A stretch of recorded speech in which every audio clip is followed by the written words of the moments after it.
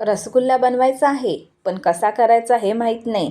बाहेरून विकत आणणंसुद्धा परवडत नाही. कारण अर्धा किलो घेतला तरी त्याची किंमतसुद्धा भरपूर आहे आणि त्याच्यामध्ये पीसेससुद्धा खूपच कमी येतात. तर हाच रसगुल्ला आज आपण घरीच बनवायचा का? चला तर मग रेसिपीला सुरुवात करूया. नमस्कार, मी सविता. तुमचं आपल्या चॅनलवरती मनापासून खूप खूप स्वागत. आज आपण घरच्या घरी एकदम बाहेरच्यासारखा रसगुल्ला घरीच बनवतोय. तर रेसिपी शेवटपर्यंत नक्की बघा. आता इथे माझ्याकडे 1 लिटर फाटलेलं दूध होतं.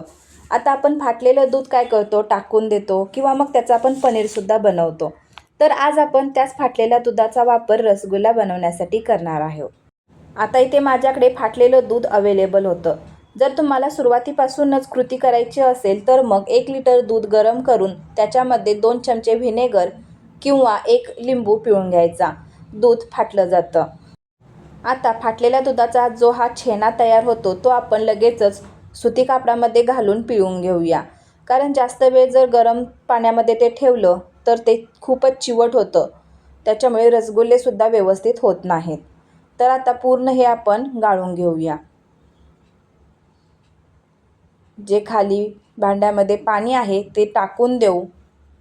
शक्य होईल तेवढं आपल्याला हे पिळून घ्यायचं आहे, म्हणजे आंबटसा वास पूर्ण निघून जाईल. आता हे पाणी मी टाकून देते. आता पुन्हा याच्यामध्ये स्वच्छ पाणी घालून आपल्याला हा छेना स्वच्छ धुवून घ्यायचा आहे, म्हणजे जो काही आंबटसा असा वास असेल त्याच्यामध्ये तो पूर्णपणे निघून जाईल. ही प्रक्रिया तुम्ही व्यवस्थित केला तर तुम्हाला रसगुल्ले नक्कीच जमतील. तर अशा पद्धतीने छेना हा धुवून घेतला आहे. आता पूर्णपणे आपल्याला हे नितळवून घ्यायचं आहे. शक्य होईल तेवढं आपल्याला पिळून घ्यायचं आहे. हे एकदम घट्ट छेना तयार झाला की रसगुल्लेसुद्धा छान होतात. जर सैलसर असा छेना तयार झाला तर मग रसगुल्ले खूपच एकदम पातळ होतात आणि त्याचा आकारसुद्धा बदलू शकतो. तर इथे हा छेना तयार झाला आहे. आता आपण एका भांड्यावरती चाळण ठेवूया आणि हे सुती कापडाचं गठलं असंच ठेवू याच्यावरती. आणि जर तुमच्याकडे जड काही असेल ओझं ते सुद्धा तुम्ही याच्यावरती ठेवू शकताय, म्हणजे त्याच्या वजनाने पूर्णपणे जे काही पाणी असेल त्याच्यामध्ये ते सगळं नितळून जाईल. साधारणपणे मी 15 मिनिट हे असंच ठेवलं होतं. 15 मिनिटानंतर तुम्ही पाहू शकताय आपला पनीरचा कसा लगदा तयार होतो तशा पद्धतीने हा छेना याच्यामध्ये तयार झालेला आहे.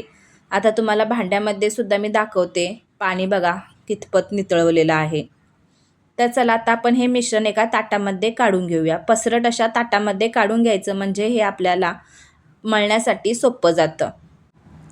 हाताच्या सहाय्याने आपल्याला रगडून रगडून हे पीठ मळून घ्यायचं आहे. जास्त तुम्ही रगडाल तेवढं हे पीठ मऊ आणि चांगलं होतं. जो काही तुमच्याकडे राग असेल तो सुद्धा तुम्ही राग हा याच्यावरती काढू शकताय. बघू शकताय अशा पद्धतीने घसटून रगडून आपल्याला हे पीठ मळून घ्यायचं आहे. सुरुवातीला तर तुम्ही बघू शकताय हे एकदम पनीरसारखं दिसत आहे. जसजसं तुम्ही हे रगडून मळाल तसं एकदम हे फ्लफी आणि स्पॉन्जी होतं. साधारण 7 ते 8 मिनिट हे आपल्याला मळण्यासाठी लागतं. बघू शकता आता पीठ किती फुलल्यासारखं इथे दिसत आहे. एकदम स्पॉन्जी असं झालेलं आहे. आणि जसजसं तुम्ही गोळा एकत्रित करून मळण्याचा प्रयत्न कराल तेव्हा बघा ताटाला सुद्धा हे अजिबात चिकटणार नाही. मळताना सुद्धा हा व्यवस्थित एका जागी गोळा तयार होतो. अशा पद्धतीने पीठ झालं तर समजायचं हे पीठ व्यवस्थित झालेलं आहे आणि रसगुल्ले आपले हे बिघडणार नाहीत. जेवढं कष्ट तुम्ही येथे घ्याल तेवढे रसगुल्ले खूपच छान होतात आणि त्याचं गोड हे फळ नक्कीच मिळतं.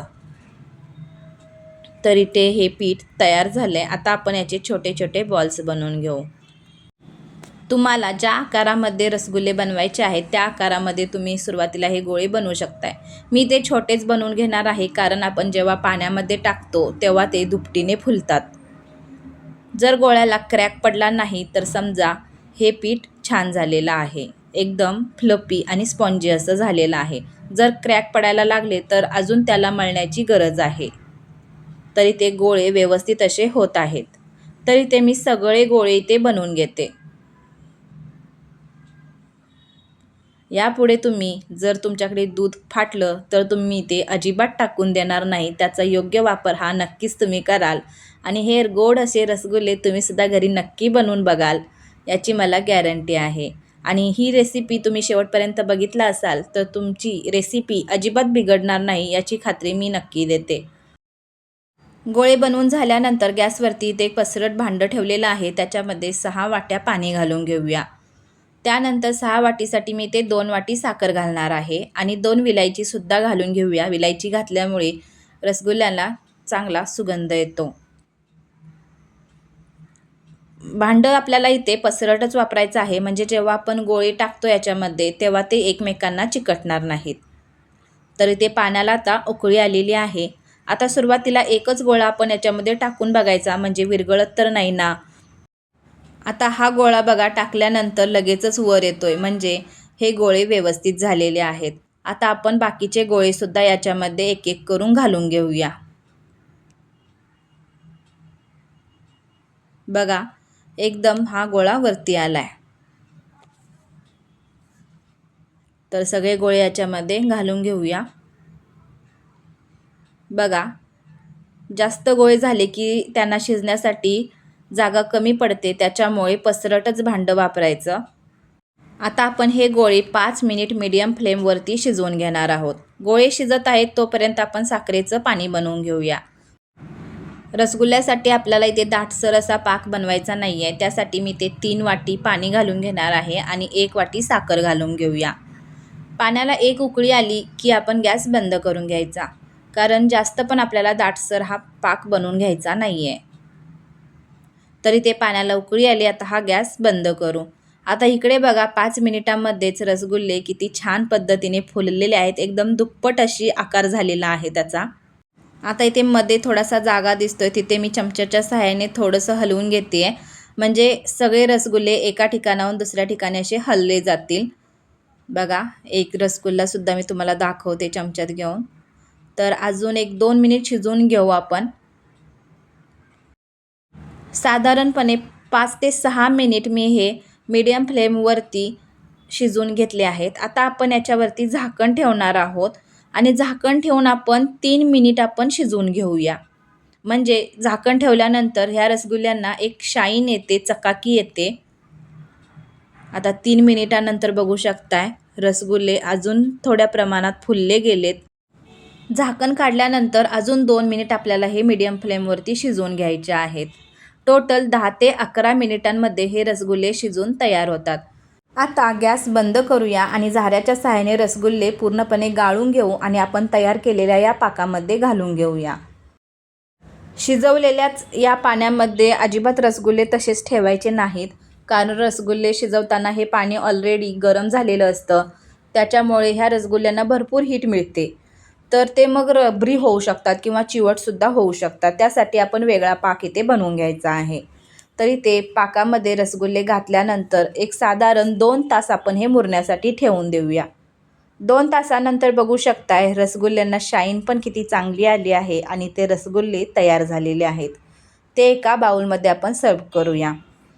तर कशी वाटली रेसिपी ते मला कमेंट करून मला नक्की सांगा. आणि व्हिडिओ आवडला असेल तर व्हिडिओला एक लाईक तर नक्की झाला पाहिजे. आणि अजून तुम्ही माझ्या चॅनेलला जर सबस्क्राईब केलं नसेल तर जरूर सबस्क्राईब करा. अशा नवनवीन गोष्टी तुम्हाला नक्कीच शिकायला मिळतील. पुन्हा भेटूया अशाच एका नवीन रेसिपीसोबत. तोपर्यंत मस्त रहा.